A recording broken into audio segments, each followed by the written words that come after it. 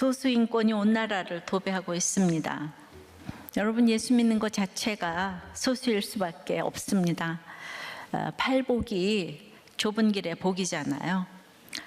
그런데 인권과 신권은 너무 다릅니다. 성령의 변명은 세상에서 보기에 너무 찌질해 보입니다. 이 소수가 피해의식이 많죠. 그리고 이제 원수가 풀라고 하는 교만한 또 엘리트 소수도 있죠. 그러나 어떤 소수는 좋은 소수로 세상을 변화시킬 수 있습니다.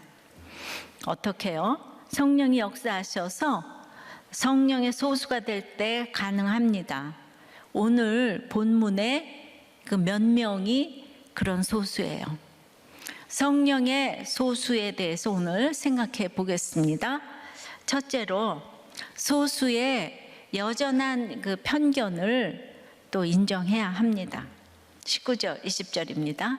그때에 스데반의 일로 일어난 환란으로 말미암아 흩어진 자들이 베니게와 구브로와 안디옥까지 이르러 유대인에게만 말씀을 전하는데, 그 중에 구브로와 구레네 몇 사람이 안디옥에 이르러 헬라인에게도 말하여 주 예수를 전파하니, 그때에는 1절부터 18절까지 연장선상으로 베드로가 말씀 전하고 이제 성령이 내려오셨다고 했을 그때라고 생각할 수 있죠. 근데 생각해 보니까 너무 이상한 거예요. 그러면 이미 안디옥에 있던 흩어진 자들이 베드로가 성령의 변명을 하고 있던 그때 이미 복음을 전하고 있었다는 얘기가 되잖아요. 베드로는 그리도 힘들었던 이방인과의 만남인데, 사도도 아닌 이 평신도들이 그럼 더 믿음이 좋은 건가? 아니, 그들은 부정한 짐승 먹고 이방인 집에 가는 것이 그냥 신학적으로 아무렇지도 않았을까? 제가 예전에 이렇게 큐티하다 이해가 안 되는 것이 나오면 그걸 생각하느라고 진도가 안 나갔어요. 저도 분명히 AD 기질이 있는 것 같아요. 저는 예전에 뭐 큐티할 때 뭐 연구 탐구 뭐 그런 거 모르죠. 언어도 모르고 영어도 모르고 그냥 큐티했어요. 왜? 가르치려고가 아니고 살기 위해서 주님의 뜻을 알아야 내가 살든 죽든 할 거 아니겠어요. 이렇게 기도하면서 계속 생각하는 것을 주님이 보고 계셨던 것 같아요. 그러면은 그때는 몰라도 후에라도 가르쳐 주실 때가 많았어요. 성경은 성령의 그리기에 뭐 원어를 안다고 영어를 안다고 이렇게 그 내 신비에 그냥 또 마음에 이렇게 잘 깨달아지는 것도 아니에요. 물론 이제 성령을 받고 나면 그런 것들이 이제 도움이 되는 것이 있죠. 그래서 이게 참 이상해서 원어를 보니까 그 약간 진짜 번역이 약간 잘못된 것 같았어요. 한글 번역이. 그때에는 시간이라기보다는 진실로 확실히라는 뜻의 맨과 그러므로 그렇다면이란 뜻의 필연적인 결과를 나타내는 운으로 되어져서 그 이제 그러므로라는 뜻이에요. 그러니까 18절까지의 베드로의 변론이 통해서 이방인에게도 그 생명 얻는 회개를 주셨다는 소문이 이제 났잖아요. 순식간에 다 퍼졌겠죠. 그러니까 그때에는 그 미리 흩어진 자들이 전도했다는 얘기가 아니고 이제 그러므로 이방인에게 주저없이 선교하기 시작했다 이 말이에요. 이해가 되십니까? 뭔 말인지 하나도 모르시겠어요? 예. 그러니까 베드로가 여기서 전도하고 있을 때 이쪽에서는 전도하고 있었다 그 얘기가 아니고 이방인에게도 생명 얻는 회개를 주셨다 그 말을 듣고 이제 그러므로 전도하기 시작했다 이 말이에요. 그러니까 그때 얘가 시간으로 하면 안 되고 이제 그러므로가 맞는 얘기를 한 거예요.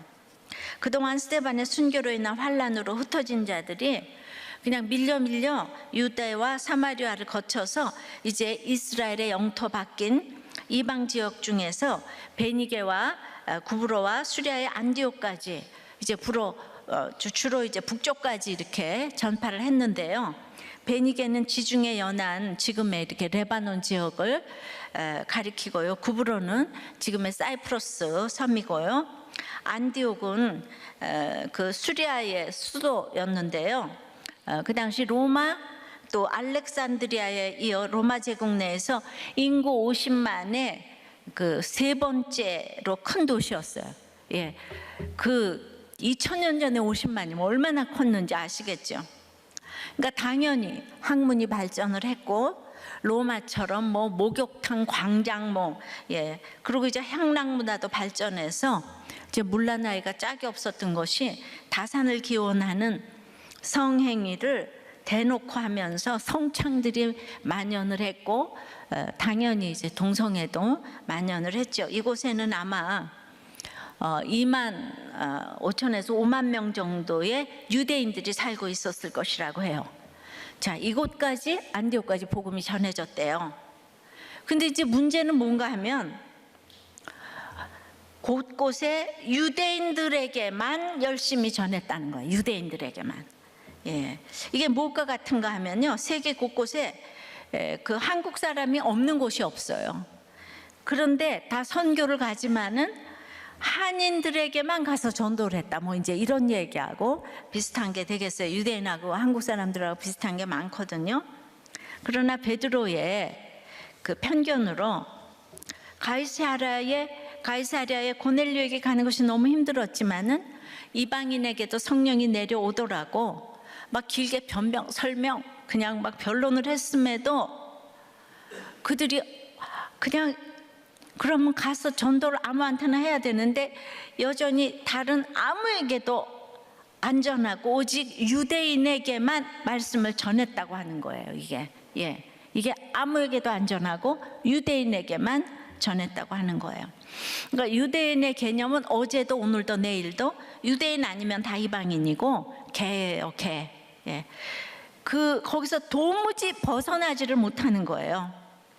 그런데 동족에 대한 열심은 또 따라가지를 못하는 거예요. 유대인들에게 전해야 되니까. 우리끼리끼리. 이 편견은 아무리 강조해도 오늘도 어제도 지금 그대로죠. 그들 가운데도 유다 지파냐 베냐민 지파냐 요셉 지파냐 단 지파냐 하면서 지파 감정의 뿌리가 깊죠. 사사기에 보면 베냐민이 막 이기려고 하잖아요. 그 증오가 커서 그 베냐민의 그 씨를 말릴 뻔한 전쟁을 동족끼리 하죠. 예, 그래서 정말 다 없어질 뻔했어요. 그냥 얼마나 베냐민이 못됐는지 그냥 11지파가 합세를 했어요. 예. 북이스라엘도 10지파가 합세를 해서 나갔잖아요. 그런데 자기들끼리도 그렇게 끼리끼리 그러다가 또 자기네 유대인들은 또 전 세계의 이방인들하고 딱 분류를 해가지고 진짜 말도 안 되는 차별과 편견이 유대인들한테 이제 이렇게 있는 거예요. 성령님은 계속해서 편견을 다루고 계십니다. 이번 주에 정면으로 돌파하는 지역감정, 진영 논리 등을 여러분의 입으로 나누어 보라고 했습니다. 한국교회에서 정치 얘기, 종교 얘기는 금물이라고 하죠. 예, 왜냐하면 다 싸우니까. 그러나 그건 이론론이에요. 결코 분리되는 것이 아닙니다. 나라가 없으면 예배를 못 드린다고 했지요. 요즘 열왕기서를 보면 똑같습니다. 그 당시도 그 말해줄 사람이 에스겔, 예레미야, 선지자밖에 없는 거예요. 형제 나라인 북이스라엘도 남유다와 분열이 되어서 하나님 말씀을 거역하다가 아수르에 조공바치다가 아수르에 망해가지고 나라가 없어져 버렸어요. 북이스라엘 나라가 아수르에 복속이 돼가지고 그냥 없어져 버렸어요. 이제 남유다의 멸망이 가까웠는데 BC 722년에 북이스라엘이 없어지고 이제 586년에 남유다가 없어져 버렸어요. 그러니까 이 선지자가 왕에게 경고를 하지요. 이건 하나님의 심판이니까 바벨론에게 잡혀가서 포로 생활 70년 잘 하라고. 그 이 사람들이 또 말을 안 듣다가 옛날에 거기서 노예 생활 했는데도 또 애굽을 생각하면 우리가 애굽에게 도움을 청하겠다는 거예요. 그러면서 선지자가 왜 정치에 끼어드냐고 예레미야를 매국노라고 하고 도리어 구덩이에 던지면서 이제 막 핍박을 하잖아요. 저는 선지서를 읽을 때마다 이 말 안 듣는 이스라엘 백성을 생각하면 정말 기가 차다 못해 막힙니다. 그래도 이 이스라엘 백성, 택한 백성이잖아요. 마지막까지도 돌아오라고 끌려가서 전하는 에스겔 선지자를 주시고, 남아서 전하는 예레미야 선지자 주시고, 끌려가서 총리가 되어서 돕는 다니엘도 이렇게 주셨어요. 하나님의 사랑이 정말 눈물겹습니다. 그러니까 우리가 마지막이라도 가망 없는 건 없어요. 진짜가 나타났다 지금처럼, 지금이라도 예수님이 여러분 인생에 주인처럼 나타나실 수 있습니다. 늦었다는 말은 없습니다. 그러므로 복음은 정치와 불가분의 관계가 있습니다. 늘 저는 집안이나 시국이나 말씀으로 인도함 받은 얘기를 자유롭게 했지만은 점점 이 자유를 잃어가는 것 같아요. 예전에는 제가 훨씬 구체적으로 나눴습니다. 여러분은 나라가 있으나 자유가 없는 우리 민족 북한을 보면서도 딴 나라 얘기처럼 들으면 안 됩니다. 저야말로 북한에서 대구로 피난 오면서 고향이 대구로 표기가 됩니다. 제 본적은 서울인데요.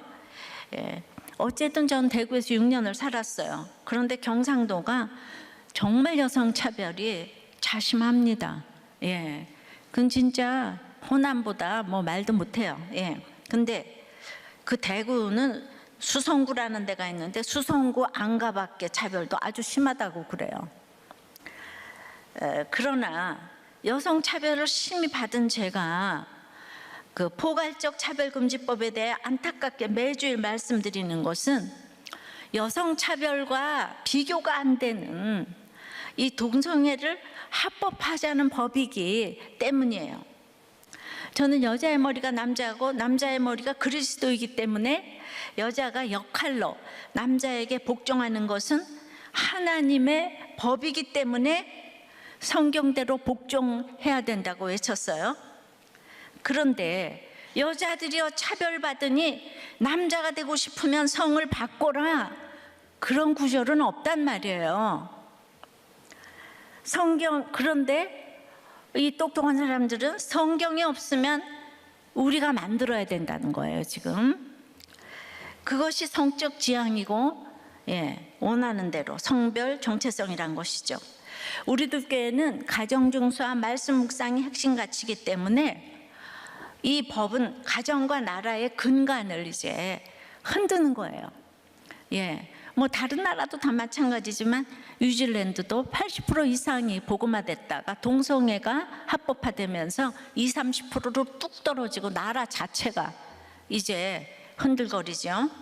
저는 누구보다 여성 목사로서 이 역할론으로 남자 목사들을 세우고자 하고, 집에서는 그 남편들을 세우고자 교회에서도 순종, 집에서도 순종, 죽음에 이르는 복종을 하라고 외치면서 왔습니다.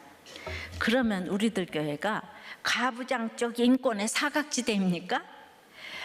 교회 개척한 지 17년 동안 수많은 가정이 살아나고 청년들이 많은 우리들 교회에서 이혼이 없습니다. 이것이 하나님의 법이기 때문이에요. 그러니까 하나님의 법을 30년 동안 잘 지키면 어떤가 하는 걸 보여주려고 하나님 축복하십니다. 제가 남편에게 복종하라고 목이 터져라고 외치지만 하나님은 상상할 수도 없이, 제가 이럴 계획은 없었는데 저를 이렇게 큰 교회 리더가 지금 되게 하셨잖아요. 제가 언제 이거 한다 그러지 않았어요. 이렇게 얘기할 여자 목사가 이 시대에 필요하신 것 같습니다. 왜냐하면 남자가 남자한테 복종하라 그러면 약간 그렇잖아요. 그래서 이제 저를 그 준비를 시키셨나 봐요.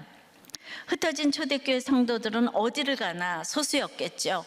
그러나 지금은 영적 이스라엘이 되어 흩어진 성도들은 지금 우리들 교회까지 전 세계를 뒤덮었어요. 그러나 그들을 그렇게 죽이지 못해 안달하던 박해하던 유대인들이 이제는 아주 소수가 되었죠. 그들은 지금도 안 돌아와요.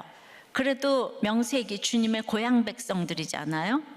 하나님은 그들에게 엄청난 소수의 육적 축복을 허락하세요. 노벨상도 많이 타고 부자도 많아요. 그러니까 더욱더 주님을 안 믿어요. 그들이 소수라도 죽으라고 2000년 동안 믿지 않듯이 우리 옆에도 피해 소수, 엘리트 소수의 편견은 대단합니다. 우리나라가 탄간우리의 부정부패로 세계에서 가장 가난한 나라가 되었는데 자유가 들어와서 이렇게 발전을 했어요.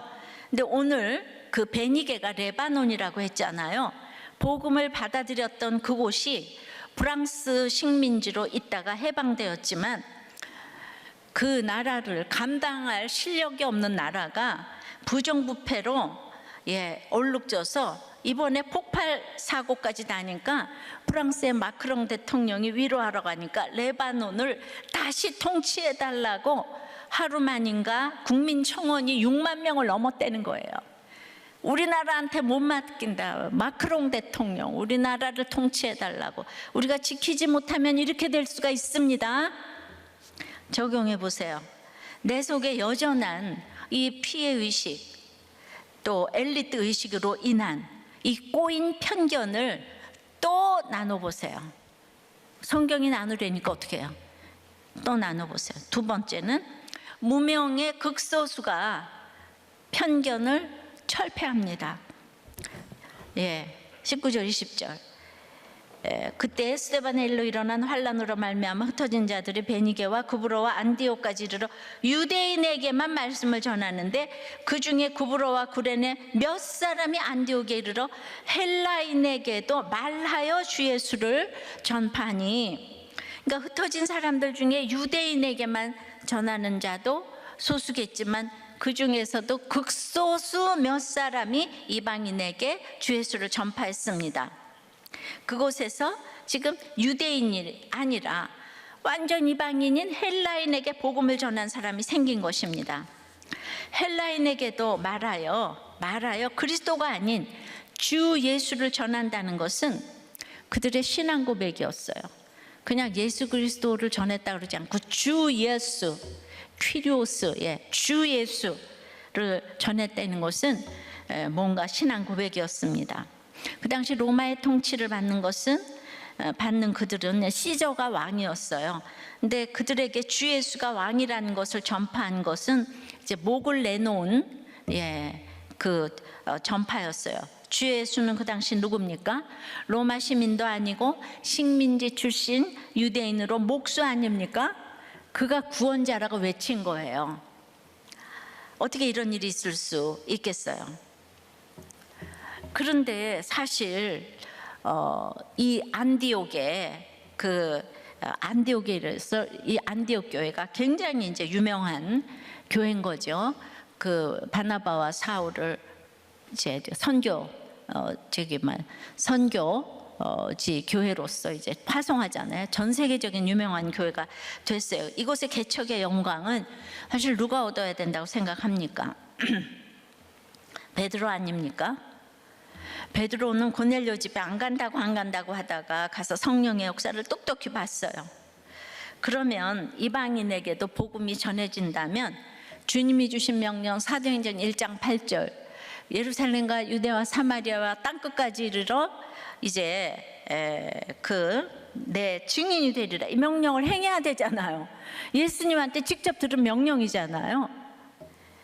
근데 베드로는 절대로 그 땅끝 안 가요.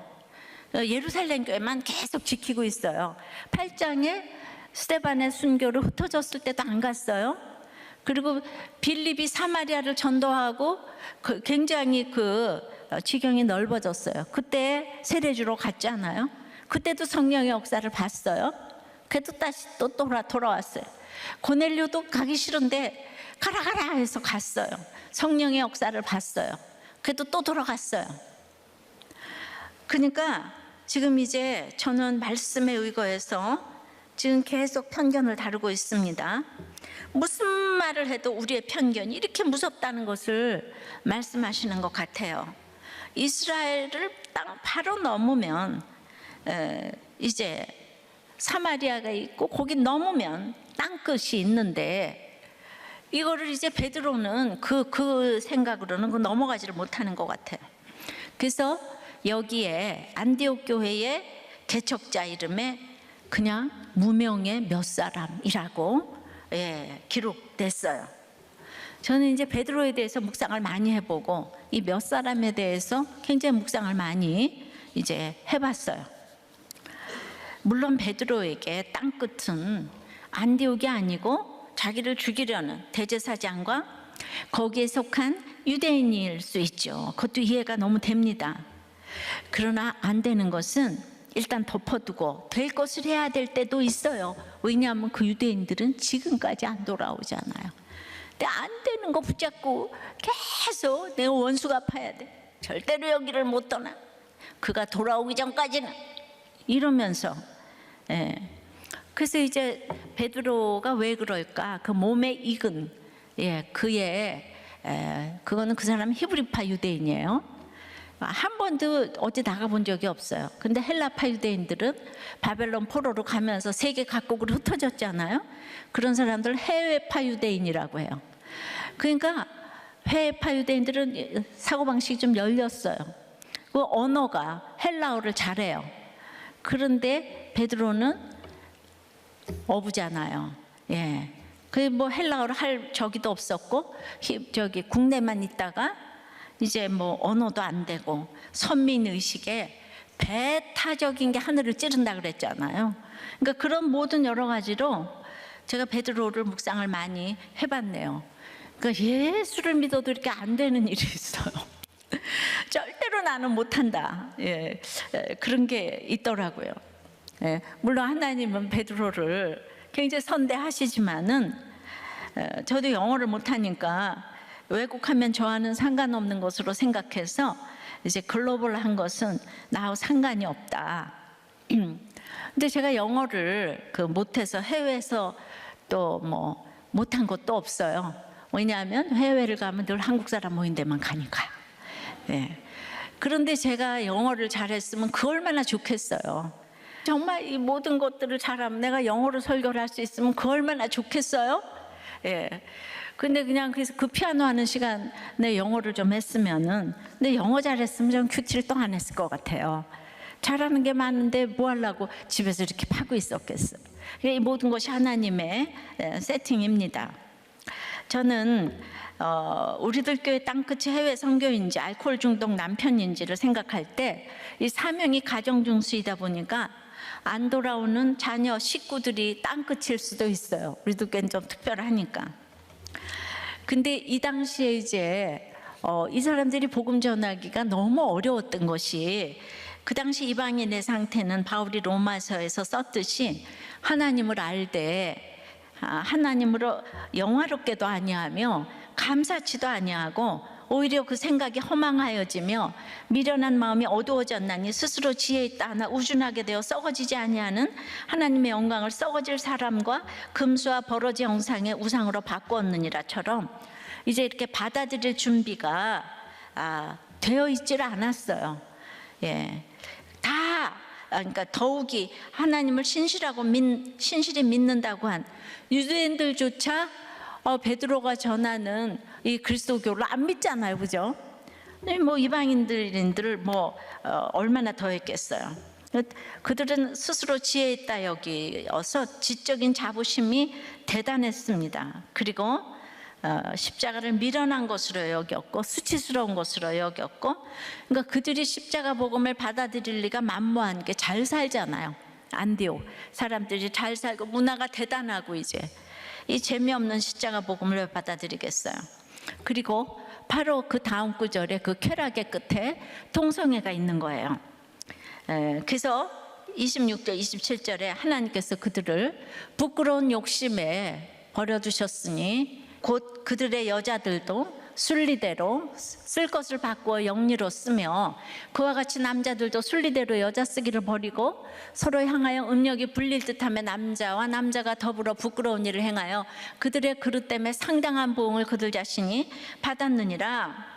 이렇게 성경에 이런 안디옥 교회 로마의 상태가 지금 이런 식으로 나왔는데 맨 마지막 끝에 그 쾌락의 끝에 이 동성애가 2절이나 나와 있는 거예요.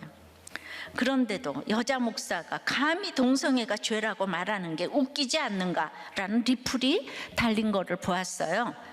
어떤 신학자인 교수님은 로마서의 이 구절을 바울의 평소 성품으로 볼 때 그의 곁에 성소수자 친구가 한 명이라도 있었다면 과연 그렇게 썼을까? 나는 이것을 바울이 가진 시대적 한계라고 봐야 한다고 생각한다고 이렇게 말을 했어요. 바울 주변에 성소수자가 왜 없었겠어요? 너무 많아서 로마서를 쓴 거예요. 그 당시에 바울이야말로 소수자잖아요. 근데 이런 얘기 목을 내놓고 해야 돼요. 황제도 동성애자니까. 해석학적으로 생각해 보면 우리는 지금 바울보다 훨씬 더 많은 정보를 가지고 있다. 바울보다 더 바울적으로 해석할 수 있다. 바울은 시대의 아들로 시대적 한계를 지닌 결론을 내릴 수밖에 없었지만 우리는 그가 경험하지 못한 것을 가지고 있으니 더 바울적인 신앙인이 될 수 있다. 이렇게 이걸 해석을 하더라고요. 바울이 그러니까 동성애 친구 한 명 있었으면 로마서를 이렇게 쓰지 않았을 것이라고 해요. 바울은 시대적 한계를 지녔다고 해요. 우리는 바울을 넘어서야 한다고 합니다. 소수인권은 이렇게 보호받아야 한다고 하는 거예요. 여러분, 이거 성경을 부정하는 것입니다. 이렇게 편견이 심한 시대에 살고 있습니다. 그래서 반복하지만 그 일을 우리들 교회가 해야 한다고 생각을 합니다. 지난주 진영 논리와 지역 감정에 대해서 툭 터놓고 얘기해 보라고 숙제를 드렸죠. 확실히 목자 모임이 솔직하고요. 그만큼 양육이 아주 잘 되었다고 할 수 있죠. 성도들도 처음보다 아주 다들 정말 달라지셨어요. 그래서 제가 이해타산 없이 이렇게 전공법으로 말씀드려 왔기 때문이 아닌가 이렇게 생각을 합니다. 정말 말씀과 공동체밖에 없는 것 같아요. 이 무명의 몇 사람이 이 무섭고 징하디 징한 편견을 철폐하고 안디옥에 교회를 세웠다는 거예요. 유대인들과 사도들이 들고 일어나서 못 간다 안 간다 그들과는 밥도 안 먹는다 하면서 이방인을 무시했지만 이 무명의 몇 사람은 그들과 20절에 헬라인과 말하여 주 예수를 전파했다고 해요. 복음부터 전한 것이 아니고 먼저 말부터 했다는 거예요. 친하게 지내는 것부터 했대요. 구브로와 그레네 몇 사람은 그들과 이질감이 덜 느껴져서 그들의 고향 언어를 10분 이용해서 말부터 튼 것 같아요. 이럴 때는 고향이 좋아요. 복음을 전할 때는 고향이 좋아요. 이런 것들이 무서운 편견의 철폐를 가져올 수 있는 것을 봅니다. 자기 확신은 문제지만 주님에 대한 확신은 가장 큰 무기가 됩니다. 이름도 성도 모르는 그들에게 이방인 최초의 교회인 안디옥 교회의 개척자 이름에 무명의 몇 사람을 올린 것입니다. 제가 이 지역 감정들의 이제 나눔이 너무 많지만은 이제 좀 이렇게 젊은 청년에 가까운 젊은 분들의 나눔 몇 가지를 좀 드릴게요.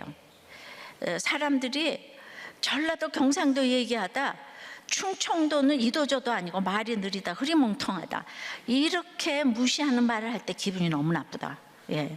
또 어떤 분은 제주도에서 1년을 살아봤는데 영호남하고는 게임이 안 되더라.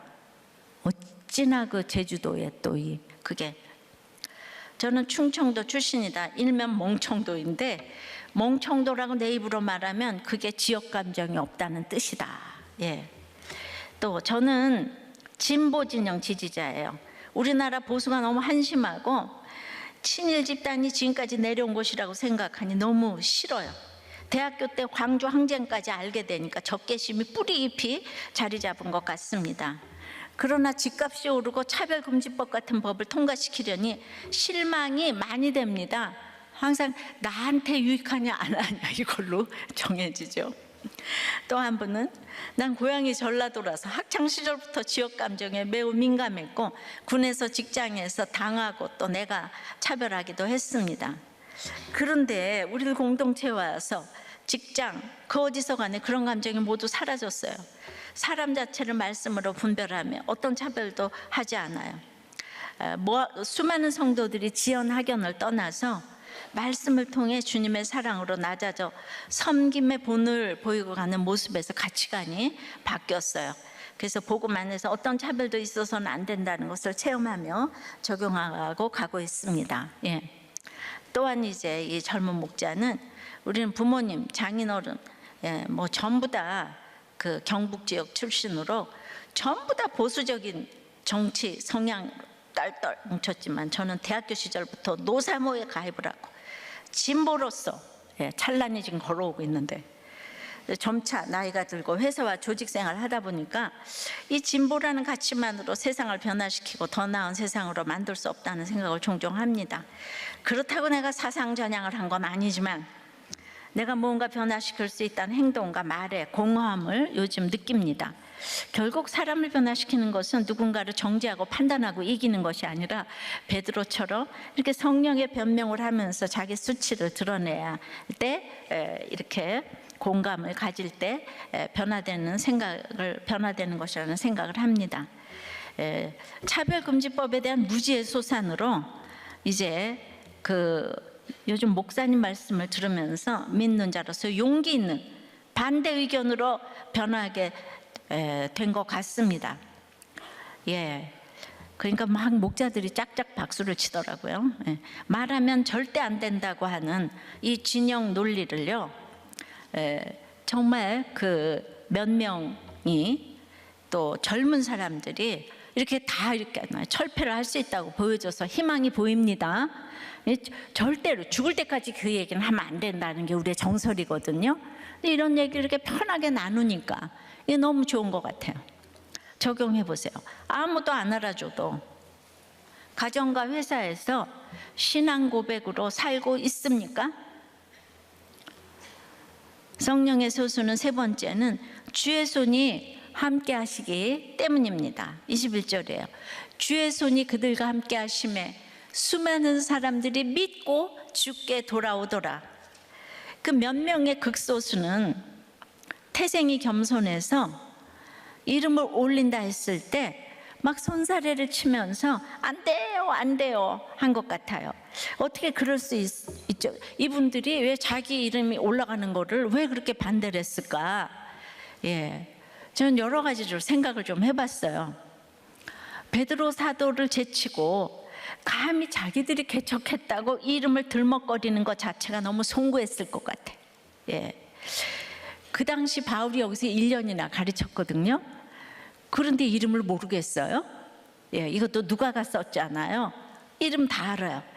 그런데 아주 거론하지 말라고 신신당부를 한 모양이에요. 근데 그러면 이 사람들은 왜 이렇게 거론하지 말라 그랬을까? 너무 환난을 당하고 원통하고 정말 빚진 게 많아가지고 그냥 그딴 게 상관이 없어. 상관이 없고 하나님께만 소망을 두고 하루하루 사는데, 자기는 이 무지랭이가 정말 그 엄청난 예수님을 본 베드로 사도도 이름이 안 올라가는데 어떻게 올리겠나, 그런 생각을 했던 것 같아요. 이렇게 자기를 낮추는 그들에게 주신 상은 무엇입니까? 세상이 알아주지 않아도 하나님이 알아주셔서 주의 손이 함께 하셨습니다. 할렐루야. 예, 그것보다 더 큰 상은 없어요. 가장 큰 상은 하나님 자체이겠죠. 주의 손이 전하는 그들과 함께 하셨다는 거예요. 그 상은 무엇으로 나타났죠? 이름 없는 그들이 전했지만 수많은 사람들이 믿고 주께 돌아왔다는 거예요. 그러니까 진영 논리의 끝은 합하여 잘 살자보다는 주께로 돌아오는 거예요. 차별금지법의 끝은 모두가 믿고 주께로 돌아오는 거예요. 또 누가 나눴어요. 지역감정은 인간의 편견으로 생긴 거고 진영 논리는 상대를 이기려고 해서 생긴 거다. 맞아요. 경상도 전라도 다 사람 각각의 문제이지 누구의 편견으로 생각하는 것은 이제 배제를 하려 한다. 그러니까 실제적 이방 선교는 이들에 의해서 시작이 되었어요.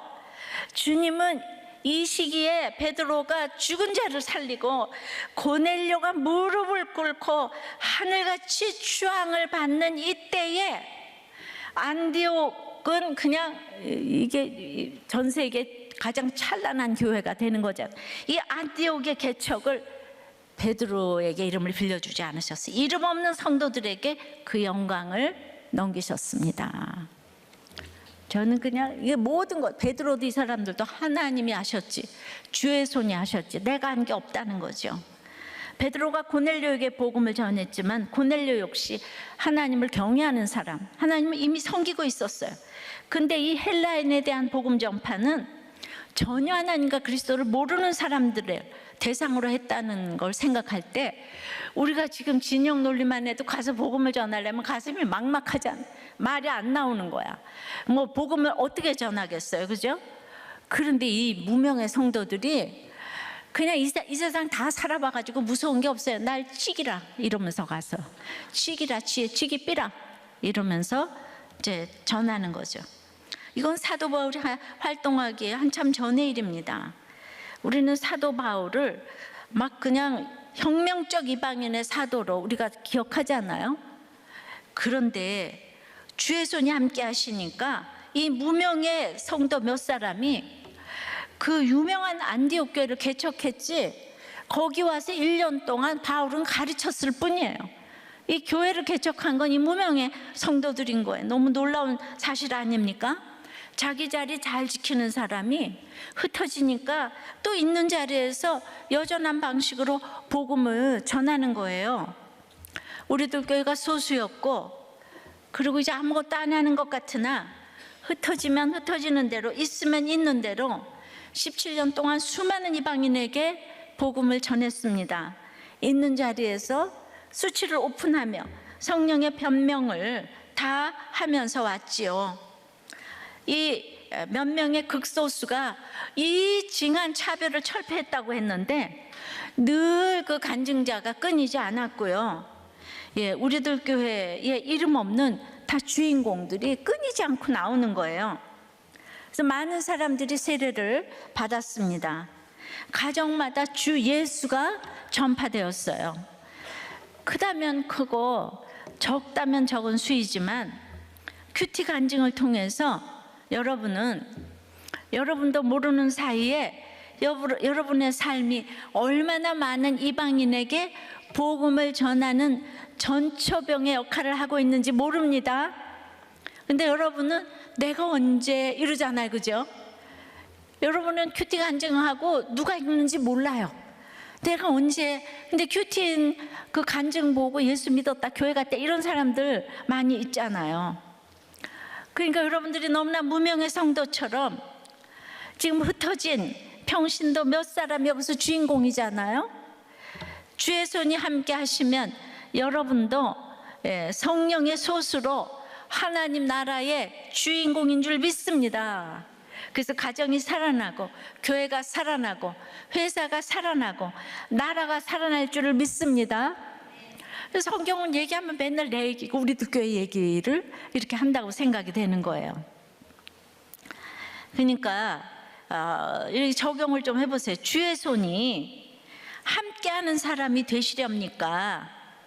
이 땅에서 이기는 사람이 되시렵니까? 예. 그러니까 주의 손이 함께하니까 생색이고 뭐가 하나도 안 나는 거예요. 예. 저도 생색이 나기는 하지만은 그래도 제가 그냥 그 예고 선생 돈 많이 버는데 그거 내려놓고 이렇게 교회를 했더니 지금 상상하지 못할 열매를 이렇게 주셨다고, 예, 많은 사람이 믿고 주께로 돌아왔다고 하는 것처럼 그거 알고 했어요? 모르고 했지 우리 다. 예. 그러니까 우리가 이렇게 주의 손이 함께 하시는 그 상이, 그러니까 이 창조주 주님이 나와 함께 한다 그러면 이 땅에서 어떤 인간에게 인정받는다고 그딴 게 아무것도 아니게 되는 거예요. 예, 누구한테 인정받아서 기분이 좋고 인정받지 못해서 기분이 나쁘고가 아니라 주의 손이 함께 하시니까, 예, 나랑 같이 함께 동행을 할 때 그 말할 수 없는 자신감이 생기잖아요. 이 몇 명의 무명의 성도가 안디옥 교회를 개척했다는 거예요. 할렐루야, 놀렐루야. 예. 그래서 이제 또 어떤 그 초원님의 나눔이에요. 좌우 진영 논리를 떠나 교훈이 되는 것이 스페인 내전인데, 스페인 내전은 선거를 통해 좌파가 승리를 했고 그들의 급진적인 정책에 군부에서 반란이 일어나가지고 뭐 엄청난 전쟁을 겪었잖아요. 그래서 결국 우파인 프랑코 총통이 승리를 했어요. 근데 그 사람이 30년 이상 철권 통치를 하면서 또 자기를 괴롭혔던 그 좌파를 죽였잖아요. 이 동족 상잔의 문제로 30만 명이 죽었어요. 그러니까 좌든 우든 진영 논리에 갇히면 서로 죽이려고 노력하는 것이 주제예요. 말씀에 기반해서 보지 않으면 전혀 이제 해결이 되지 않습니다. 그러니까 우리가 할 일은 성령의 설득과 변명으로 많은 사람을 주께 인도하는 것 외에는 여러분 할 일이 없어야 됩니다. 아셨어요? 많은 사람을 주의 손이 함께해서 주께 인도하는 것 외에 길이 없어요. 길이 없어요. 우리 모두 소수를 차별하고 또 차별당하고 살아요. 근데 말씀으로, 말씀 안에서 내가 얼마나 차별한다는 것을 깨달아야, 내가 차별한다는 걸 깨달아야 이 문제를 해결할 수가 있습니다. 맨날 차별 당하는 것밖에 모르면 안 돼. 내가 하는 걸 알아야 되는 거예요. 그래서 젊은 목자가 세상에 여기도 이렇게 깨달아서 내가 너무 참 감사하더라고요. 지난해 안 믿는 친구를 교회 예배에 나오도록 한 일이 있어요. 나이는 동갑인데 그 고졸 학력에 지금 경비를 하는 친구예요. 세상적으로 겸손할 수밖에 없는 환경인데다 알코올 중독마저 있었습니다. 그야말로 예수님 외에는 소망이 없어 보이는 친구였어요. 근데 워낙 가진 것이 없다 보니 하고 다니는 행색이 매우 초라했고 게다가 담배 냄새도 이제 심했어요. 그 친구와 함께 예배를 드리는데 그냥 어느 순간 옆자리에 앉아 있는 게 창피했어요. 예배 드리고 식사하러 가는 길, 커피 마시러 가는 길을 함께 하는 것도 창피했습니다. 그래서 언제부턴가 그 친구가 교회 나오는 게 부담스러워졌어요. 그래도 그 친구는 반년 가까이 예배에 출석을 했고 새신자 교육까지 마쳤지만 끝내 세례는 받지 않았습니다. 구원을 위해 친구를 초청했지만 오히려 제가 그 친구를 은따시킨 것 같습니다. 차별했다는 거죠. 그래서 저의 교만과 악이 그 친구의 구원을 막았다는 생각이 듭니다. 근데 그 친구는 지금도 가끔 술 먹고 저한테 전화를 합니다. 그리고 교회를 계속 안 나가서 너무 미안하다고 이렇게 얘기를 하는데 정작 미안해야 할 사람은 저인 것 같습니다. 사람을 외모로 판단하고 제 기준에 좋은 사람, 싫은 사람으로 나누고 차별하는 저의 교만과 악을 회개합니다. 저는 또 이 어머니의 영향을 지금 많이 받는데 그 중에 하나가 바로 정치적인 성향인데 전라도가 고향인 어머니로 인해서 정말 그 엄마가 지지하는 모든 거는 옳고 또 친숙하고 그래서 그냥 묻지마 투표를 이제 하는 거죠. 그래서 언제나 색깔만 보고 찍어주곤 했는데 당시에는 우리들 교회 오기 전까지도 너무 그게 옳은 것이라고 생각을 했습니다. 근데 우리들 교회 나오면서 더 옳은 것이 무엇인지 발견했습니다. 그것은 목사님 말씀의 대전제가 인간은 모두 죄인이다라는 것이에요. 이 말씀이 저에게 뿌리 내리니 그동안 제가 옳다고 여긴 사람과 집단이 절대 선이 아니라는 것을 깨달았습니다. 특별히 정치적인 부분에선 속된 말로 다 똑같은 니은들이라는 그 결론에 이르렀습니다. 직업적 특성상 정치인들을 가까이서 볼 기회가 많습니다. 저마다 하는 말들은 다 달라도 결국 원하는 것은 권력일 뿐이에요. 표 때문에 어제 했던 말도 바로 뒤집어 버리는, 그래서 악한 인간이 악한 동기를 갖고 악한 목적을 이루는 일련의 과정이 정치라는 것을 이렇게 정말 깨닫습니다. 그래서 이 세상에선 그 누구에게도 기댈 게 없다는 것, 오직 하나님만이 절대선이라는 것을 더욱 명확히 깨닫습니다. 자칫 제 옳고 그름에 갇혀 시간과 감정 등을 낭비할 수도 있었는데 악한 세상을 지혜롭게 분별할 수 있는 말씀을 주셔서 감사합니다. 근데 이 젊은 목자가 진짜인 게 엄마도 같이 오셔서 여기 목자거든요. 네, 엄마는 안 바뀌셔요. 엄마는 오직 내 고향. 너무 우습죠, 그죠? 오직 내 고향 하시는데 얘가 달라졌어요. 얘가 아니고 이 목자가 달라지셨어요. 그러니까 이게 엄마도 아버지도 못 바꾼다는. 나는 젊은 사람, 오늘 제가 나누면 젊은 사람들 나눔을 많이 읽어드렸어요. 그러니까 복음이 희망 아니겠어요? 그러니까 욕들 좀 그만하시고 우리가 살아야 되잖아, 성령의 변명을 하면서. 근데 우리한테는 고정관념이 대단해요. 이 엄마도 안 그렇게 되신대잖아요, 그죠? 그래서 제가 정말 너무 이 복음이, 그러니까 어렸을 때부터 이 복음을 넣어줘야 되는 거예요. 늙을수록 안 바뀌어요, 우리가. 예, 절대로 안 바뀌어. 그 죽을 때까지 이런 얘기는 하지 말래잖아요. 뭐 진영, 뭐 지역감 이딴 얘기 하지 말래잖아요. 예, 우리는 해요. 예. 그리고 이게 차별금지법, 이게 다 똑같은 얘기예요. 이거 따로 저거 따로가 아니에요. 다 똑같은 얘기.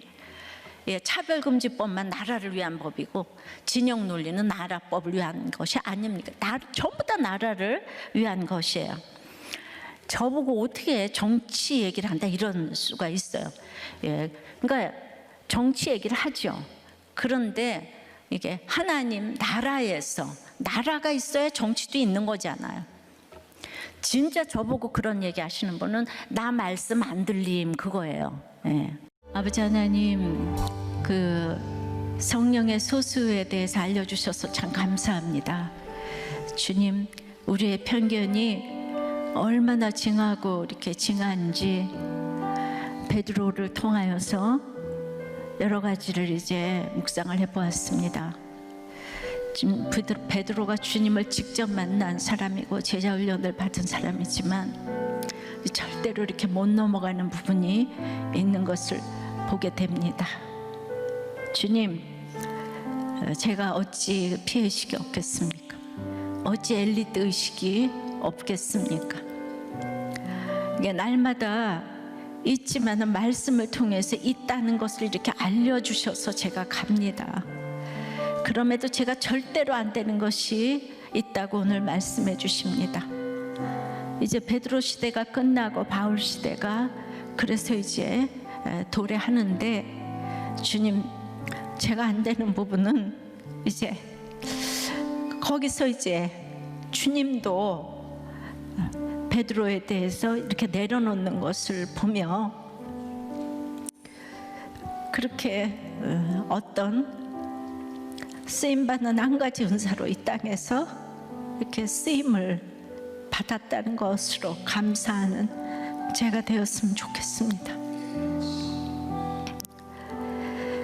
오늘 이 무명의 성도가 그 누구도 철폐를 못하는 이 편견을 뛰어넘고 정말 목숨을 걸고 나가서 헬라인들을 전도하고 안디옥 교회를 세웠는데, 주님, 무명의 정말 환난당하고 미치고 원통한 자들, 그런 분들이 끊어지지 않아서 우리들 교회에 자기도 모르는 사이에 수많은 이방인들을 전도하고 있는 것을 주께서 아십니다. 주님, 가진 것도 없고 배운 것도 없으나 주의 손이 함께 하셔서, 주의 손이 함께 하셔서 사람들이 믿고 주께로 돌아오는 이런 역사를 보여주시니 감사합니다. 이제 왜냐하면 우리 인생이 참 짧고 잠시 후에 천국에서 만날 그 약속이 너무나 확실하기 때문에, 주님에 대한 그 확신이 너무나도 강하기 때문에 안디옥 교회가 이렇게 무명의 성도들에 의해서 세워졌습니다. 우리의 세상에서 인정받지 못하는 것 때문에 너무 억울해하지 마시고 정말 하나님께 인정받는 것을 목표로 하는 저희들이 되게 도와주시고, 저희들의 꼬인 편견을 펴 주시옵소서. 우리는 펼 수가 없습니다. 펴 주시옵소서. 이 나라를 불쌍히 여겨 주시옵시고 이 모든 꼬인 것들이 펴지게 도와 주시옵소서. 예수 그리스도 이름으로 기도드리옵나이다. 아멘.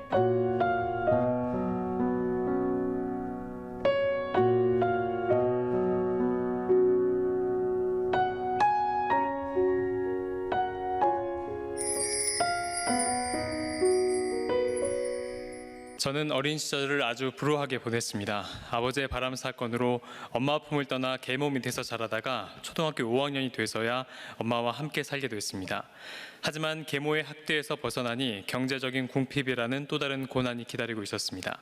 당시만 해도 이혼이 흔치 않았던 시절인지라 아버지 없는 집에 살고 있다는 사실이 그렇게 수치스러울 수 없었는데 저의 열등감과 피해의식은 이런 경험들에서 비롯된 것으로 보입니다.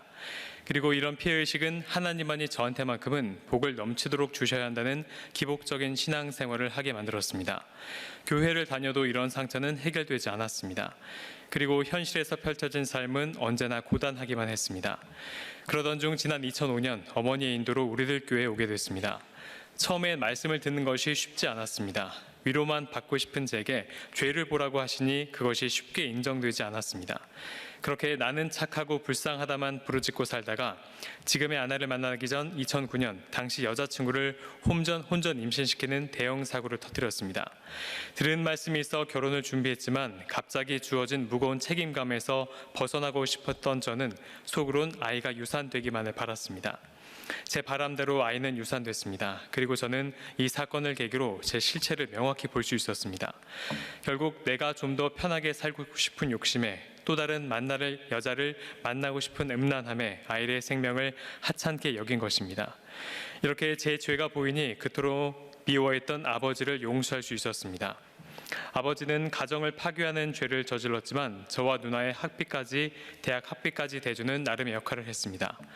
나라면 그렇게 못했을 것 같은데 생각하니 그는 나보다 옳도다의 고백이 나왔습니다.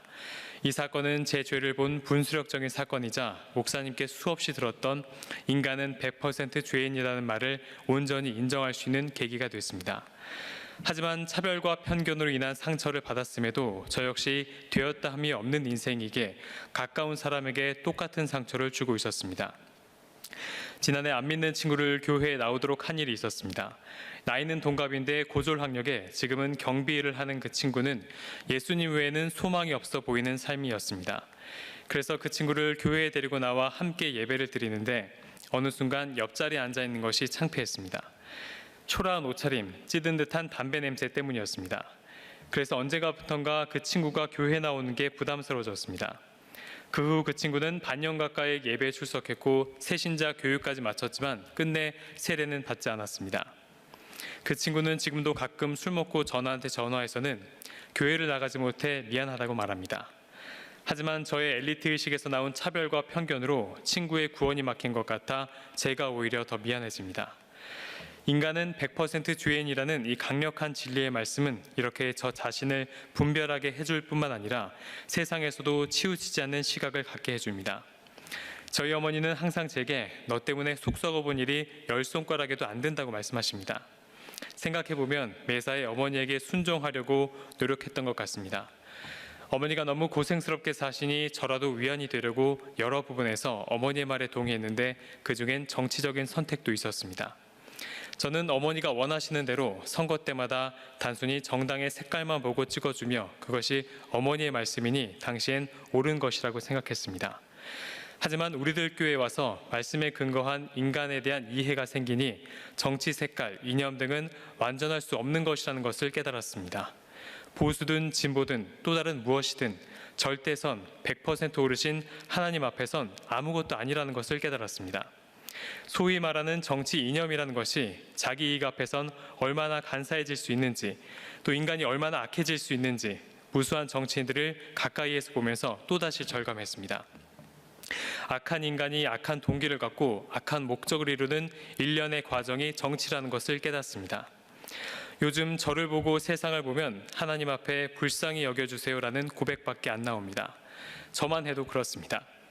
교회를 다니고 말씀을 들어도 여전히 변함이 없고 한순간도 바로 서 있지 못하는 제 모습에 절망합니다. 세상도 절망스럽긴 마찬가지입니다. 호남이든 영남이든 각자의 옳고 그름으로 편가르고 싸우고 이기려는 모습을 보니 도대체 희망이 보이지 않습니다.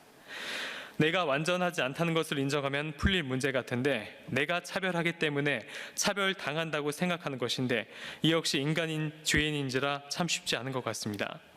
그래서 결론은 하나님입니다. 하나님만이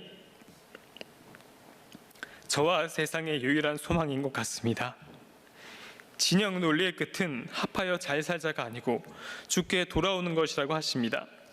제 죄는 못 보고 어머니와 저의 옳고 그름에 빠져 차별하고 편가르며 살 수 있었던 제가 그리 많지 않은 나이에 이 하나님을 만나니 너무 감사합니다.